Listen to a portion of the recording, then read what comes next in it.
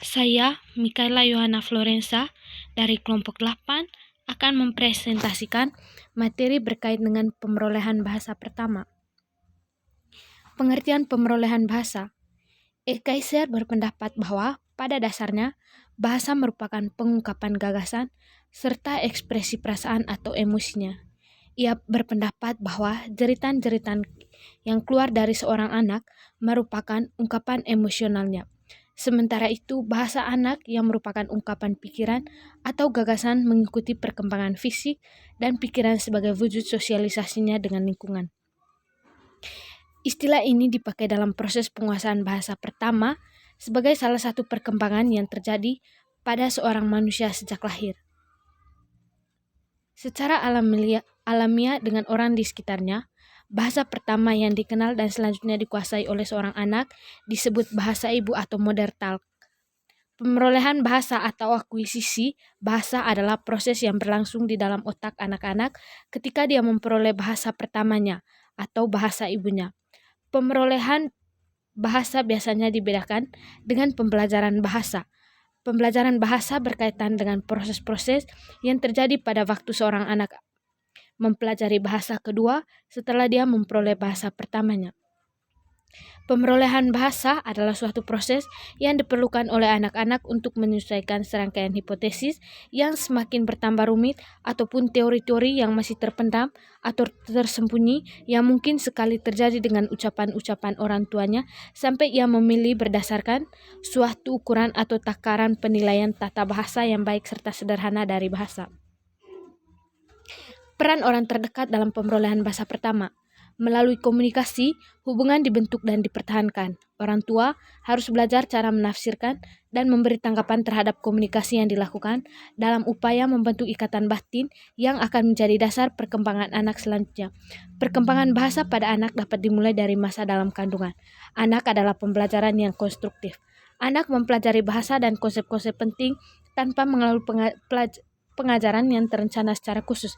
Mereka hanya belajar di tengah-tengah orang yang menggunakan bahasa dan memiliki akses yang tersedia terhadap lingkungan yang aman, menarik dan mengundang eksplorasi indera pendengaran dan indera penglihatan yang dapat membantu anak-anak mengorganisasikan informasi dari lingkungannya. Orang tua dan lingkungan mempunyai andil besar terhadap pemerolehan bahasa yang akan dipelajarinya di lembaga formal. Dijelaskan dalam aliran behavioristik, Tola dan Indrawati dalam Oktarina bahwa proses penguasaan bahasa pertama dikendalikan dari luar, yaitu oleh rangsangan yang disodorkan melalui lingkungan. Sementara Tarigan dalam Indrawati dan Oktarina mengemukakan bahwa anak mengembang kata dan konsep serta makhluk sosial. Adapun perkembangan sosial itu sendiri tidak terlepas dari faktor orang-orang yang kehadirannya ada di lingkungan diri anak. Orang-orang yang dimaksud adalah teman, saudara, dan yang paling dekat adalah kedua orang tua, yaitu ayah serta ibunya. Teori tentang pemerolehan bahasa. 1. Teori behavioris oleh B.F. Skinner.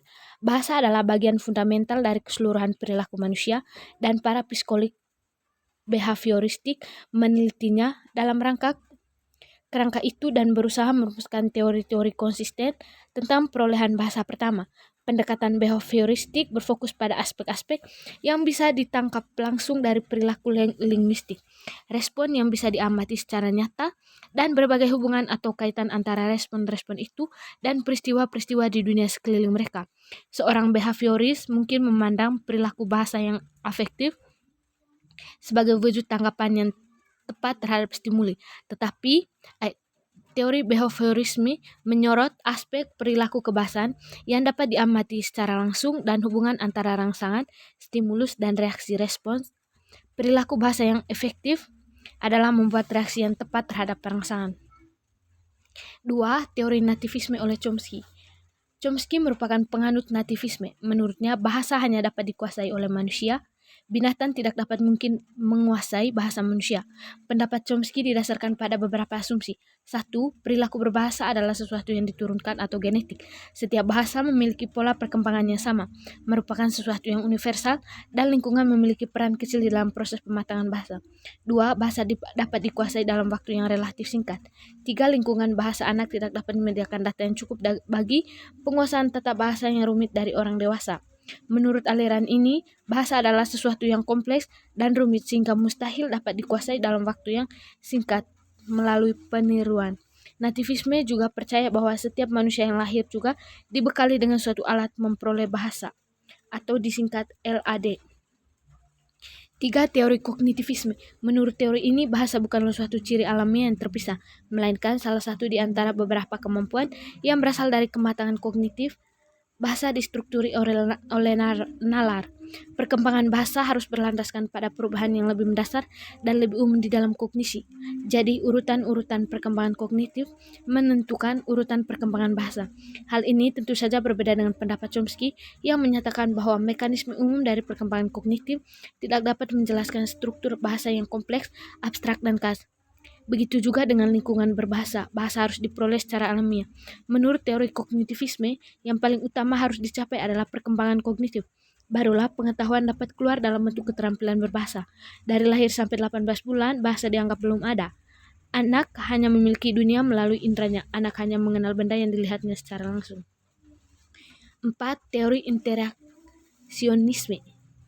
Teori interaksionisme beranggapan bahwa pemerolehan bahasa merupakan hasil interaksi antara kemampuan mental dan pembelajaran dan lingkungan bahasa. Pemerolehan bahasa itu berhubungan dengan adanya interaksi antara masukan input dan kemampuan internal yang dimiliki pembelajar. Setiap anak sudah memiliki LAD sejak lahir. Namun, tanpa ada masukan yang sesuai, tidak mungkin anak dapat menguasai bahasa tertentu secara otomatis. Sebenarnya, menurut hemat penulis, faktor intern dan ekstern adalah dalam pemerolehan bahasa pertama oleh sang anak dapat mempengaruhi. Benar jika ada teori yang mengatakan bahwa kemampuan berbahasa di anak telah ada sejak lahir. Hal ini telah dibuktikan oleh berbagai penemuan yang telah dilakukan oleh Howard Gardner. Dia mengatakan bahwa sejak lahir anak telah dibekali berbagai kecerdasan. Salah satu kecerdasan yang dimaksud adalah kecerdasan berbahasa. Akan tetapi yang tidak dapat dilupakan adalah lingkungan juga faktor yang mempengaruhi kemampuan berbahasa si anak.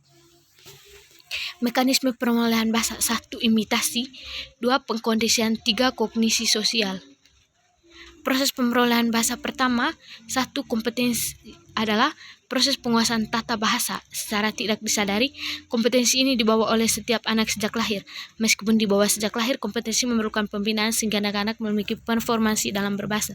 2. Performansi adalah kemampuan anak menggunakan bahasa untuk berkomunikasi. Performansi terdiri dari 2 proses, yaitu proses pemahaman dan proses penerbitan kalimat-kalimat.